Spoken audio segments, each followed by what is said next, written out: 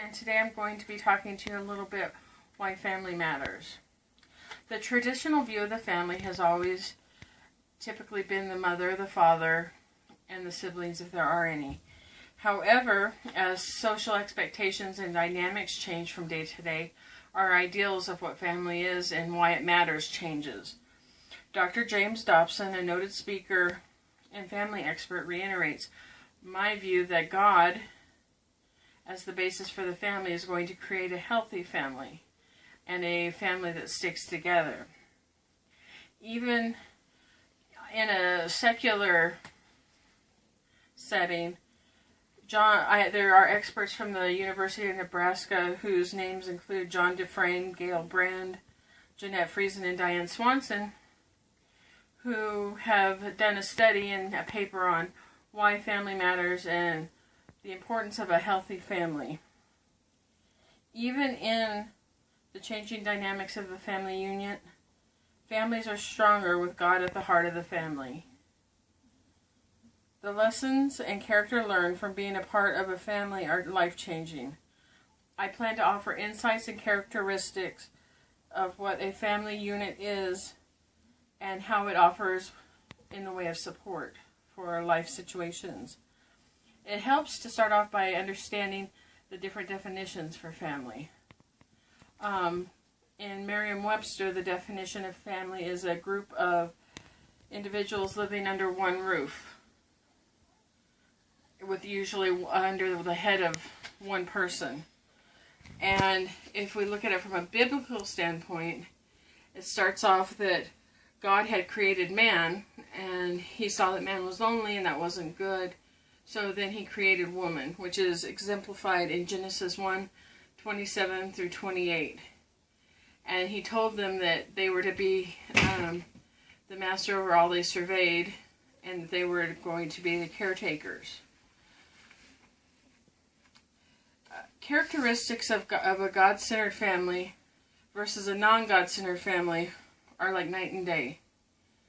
When I read or hear the verse of Joshua 24:15, which basically says, "As for me and my household, we will serve the Lord," these characteristics come to mind. Grace, trust, discipline, respect, and kindness. And on the opposite end of the spectrum, based on my own experiences of living in a non-Christ-centered household, family a lot of times can bring chaos, anger, miscommunication, selfishness, greed, and suspicion of motives. According to John Dufresne, Gail Brand, Jeanette Friesen, and Diane Swanson, and the educators and specialists from Nebraska, around the world, every society has one thing in common. And that is, their one common denominator is the fact that the family unit is the basis of all communities. And in the interest of a healthy family unit,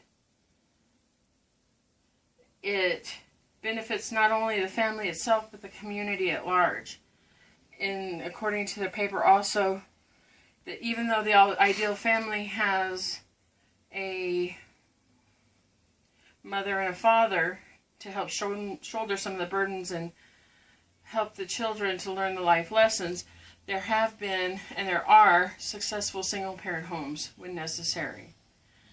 And so I think it's really important to pay homage and tribute to those single-parent households as they are doing double duty. And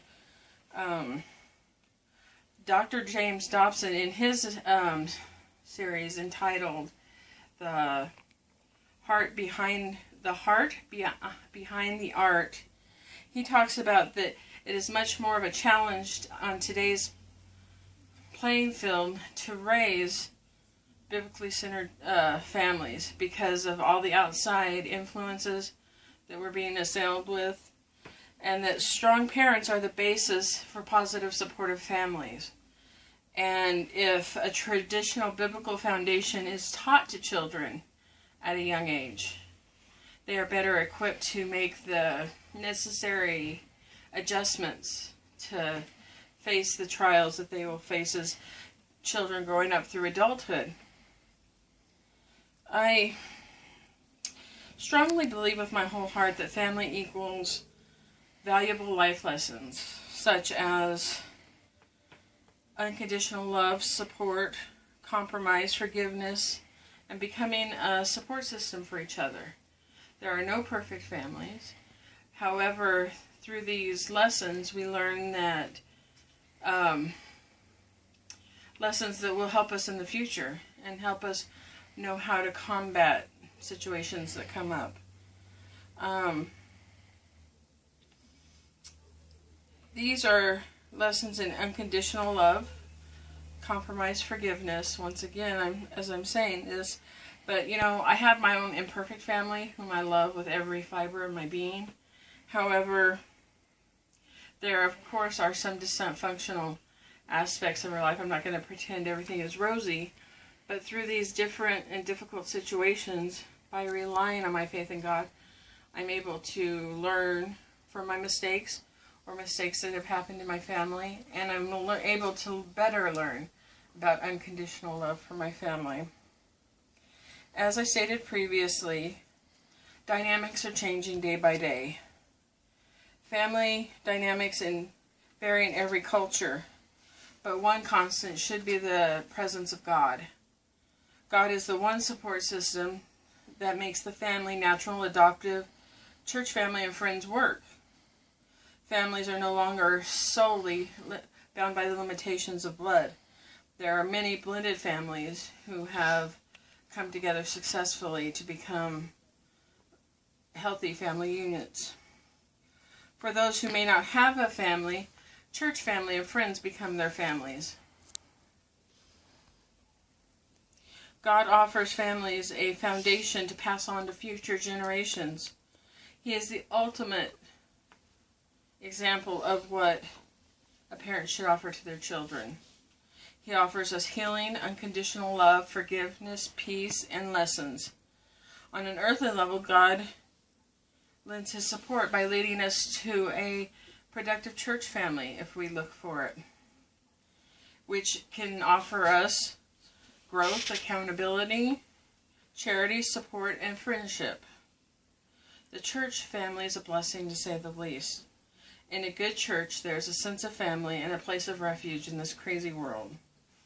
In summary, I would have to say that family does matter, because as stated earlier, the family unit is what God purposed us for, to help navigate the waters of life. The family unit is the one common denominator across the world. Families who are God-centered are better equipped and have better tools in order to face the trials of life.